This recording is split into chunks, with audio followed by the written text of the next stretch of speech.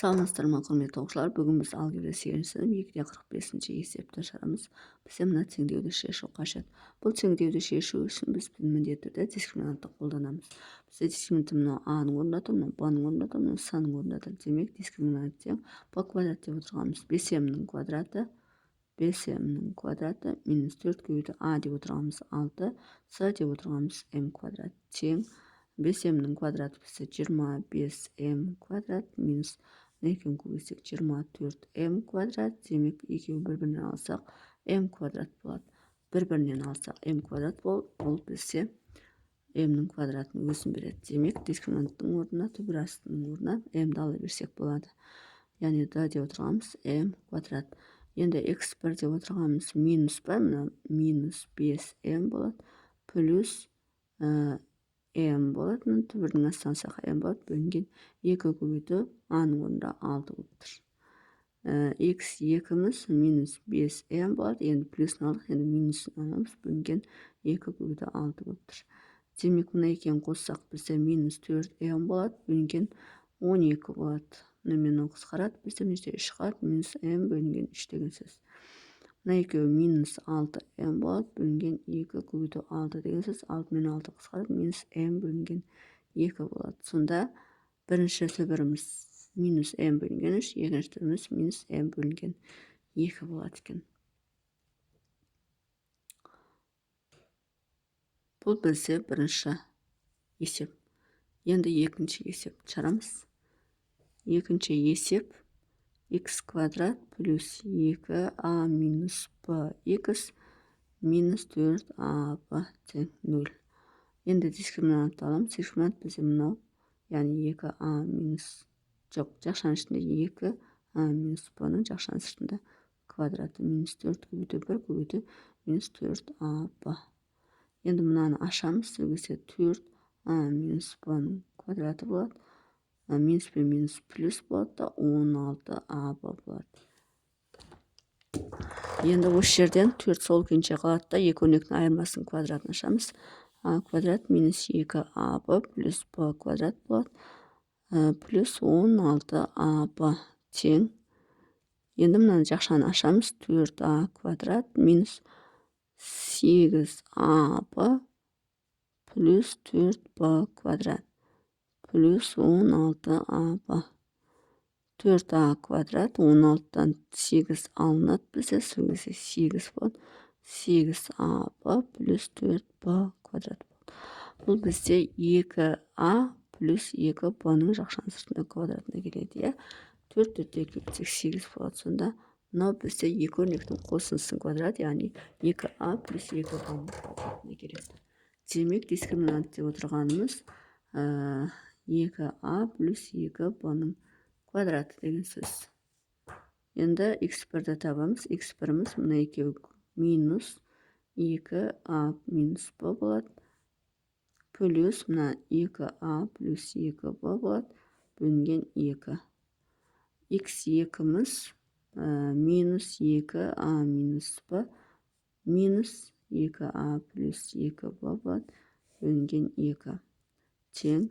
Енді мына екеуін көбейтеміз. Минус 2a плюс 2b плюс 2a плюс 2b.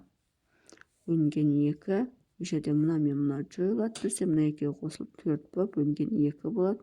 4 пен 2 қысқарып бізде 2b қалады. Сонда бірінші түбіріміз 2b-ның өзіне тең болады екен. Енді екінші түбірді ашамыз. Жақшаны ашамыз.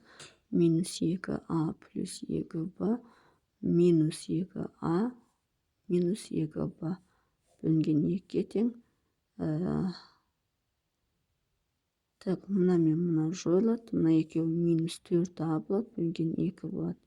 Минус 4-ті 2-ге бөлсек 2 болады. Демек қысқарып кетеді, минус 2a қалады. Сонда бірінші түбіріміз 2b, екінші түбіріміз минус 2a болады екен. Бұл бізде екіншісі. Енді үшіншісін шығарамыз. Үшіншісі бізде 56y квадрат плюс ay минус a квадрат тең 0.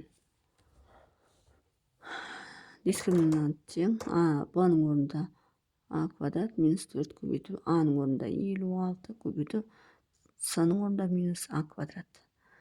Сонда а квадрат мінекей плюс болып кетеді. 56-ны 4-ке көбейтеміз. Яғни 56-ны 4-ке көбейтетін болсақ, бізде 224 болады. 224 а квадрат болады. 224-ке 1-ді қоссақ, бізде 225, ол бізде 225 а квадрат болады. Ол бізде 15 а шақшаның сыртында квадраты болады. Енді x1-ді табамыз. x1 деп отырғанымыз минус а плюс 15 а болады. Себебі түбірдің астынан 15 а шығады. Бөлінген 2 көбейту 56 болады. x2 деп отырғанымыз минус а минус 15 а бөлінген 2 көбейту 56 болады. Енді мына екеуі қосылып 14 а болады. Бөлінген 2 көбейту 56. Мынамен қысқарып 7 болады. 7 мен 56 8 болады. Сонда а бөлінген 8 болады екен. Бірінші түбіріміз а бөлінген 8 болады. Мына екеуі минус 16 а болады. Бөлінген 2 көбейту 56. Мынамен қысқарады, бізде 8 қалады. Мынамен қысқарып, бізде 7 қалады. Сонда минус а бөлінген 7 болады. Сонда бірінші түбіріміз а бөлінген 8, екінші түбіріміз минус а бөлінген 7. Енді төртіншісін шығарамыз. Төртіншісі бізде а по х квадрат минус а квадрат минус б квадрат х минус аб тең 0. Енді осы жерден аның орнында аб тұр, б-ның орнында а квадрат минус б квадрат, с-ның орнында аб тұр. Демек дискриминант есептейміз. Мынаның квадраты, яғни а квадрат минус б квадраттың жақшаның сыртында квадраты минус 4 көбейту аб көбейту мынайын көбейтсек минус аб тең. Енді мынаның квадратын ашатын болсақ, бізде а-ның 4 дәрежесі минус 2 а квадрат б квадрат плюс б-ның 4 дәрежесі болады. Мына екеуі қосылып, бізде плюс 4 а квадрат б квадрат болады. Тең. Енді осы жерден а квадрат пен 4 а квадрат қосылады. Қалғандар сол күйінше жазылады. а4 плюс 2 а квадрат б квадрат плюс б-ның 4 дәрежесі тең. Енді мына екеуі бізде а квадрат плюс б квадраттың жақшаның сыртында квадраты деген сөз. Өткен екі өрнектің қосындысының квадратына келіп тұр. Сонда дискриминантымыз а квадрат қосу б квадрат жақшаның сыртында квадрат деген сөз. x1-ді табатын болсақ, минуспен формулада минус плюс болып кетеді. А квадрат минус б квадрат плюс түбірдің астынан а квадрат плюс б квадрат бөлінген 2 көбейту а-ның орнында бізде а болып тұр. x2-міз а квадрат минус б квадрат болады. Енді мына жерге минус қоямыз, жақшаның ішіне а квадрат плюс б квадрат болады. Бөлінген 2аб. Енді мынамен мына жойылады. Мына екеуі қосылып 2а квадрат болады. Бөлінген 2аб болады. Мынамен қысқарып кетеді. Мында а қалады. Сонда а бөлінген б болады. Енді осы жерден а квадрат минус б квадрат минус а квадрат минус б квадрат бөлінген 2аб. Енді осы жерден а квадрат минус а квадрат жойылады. Минус 2б квадрат бөлінген 2аб. 2 мен 2 қысқарады, б квадрат пен б қысқарады, минус б бөлінген а болады. Сонда бірінші түбіріміз а бөлінген б болса, екінші түбіріміз минус б бөлінген а болады екен. Бұл бізде төртінші есептің жауабы.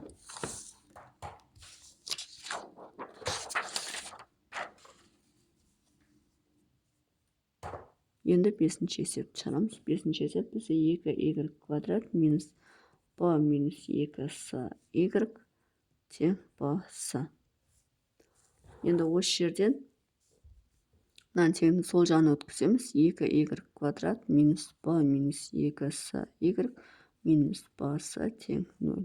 А-ның орнында 2 тұр, b-ның орнында мынау тұр, с-ның орнында мынау тұр. Демек дискриминант арқылы есептейміз.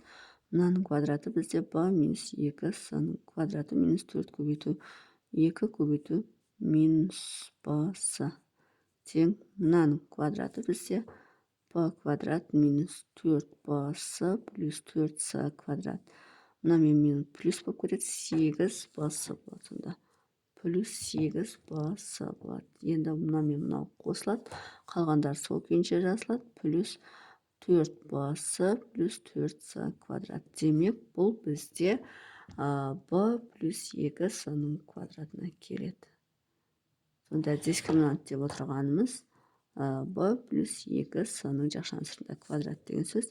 Енді x1-ді табамыз. x1-іміз минус пен минус плюс болып кетеді. b минус 2с плюс мынаның түбірдің астынан b плюс 2с болады. Бөлінген 2 көбейту 2 болады. А-ның орнында 2 тұр. x2 деп отырғанымыз b минус 2с сол күйінше болса, мына жеріміз минус болады. b плюс 2с бөлінген 2 көбейту 2. Енді мынаны ашамыз. Ашқанда ашылып тұр. Мына мен мына жойылады. Мына екеуі қосылып 2 b болады. Бөлінген 2 көбейту 2. Мына мен мынау қысқарады. Сонда b бөлінген 2 қалады. Бірінші түбірден b бөлінген 2 болады. Енді мынам b минус 2с болады. Минус b минус 2с бөлінген 2 көбейту 2. Мына мен мына жойылады. Бізде минус 4с болады. Бөлінген 4 болады. 4 пен 4 қысқарады. Минус с бөлінген с бөлінген 1. Яғни минус с-ның өзі болады. Сонда бірінші түбіріміз b бөлінген 2. Екінші түбіріміз минус с болады. Бұл бізде 5-ші есептің жауабы. Енді 6-ші есепті шығарамыз. 6-ші есеп бізде m минус n x квадрат минус n x минус m тең 0. Дискриминант тең. Баның орнында n тұр. Демек, n-ның минус n тұр. Квадраты минус 4 көбейту. А-ның орнында m минус n тұр. С-ның орнында минус m тұр. Тең. Мынау n квадрат болады. Мына минус пен минус плюс 4m болады. И m минус n болады. Тең. Енді мына жақшаны ашамыз. Сонда n квадрат плюс 4m квадрат минус 4n. mn. m. Мынау бізде n минус 2m-ның жақшаның сыртында квадраты деген сөз. Сонда дискриминантымыз n минус 2m-ның жақшаның сыртында квадраты деген сөз.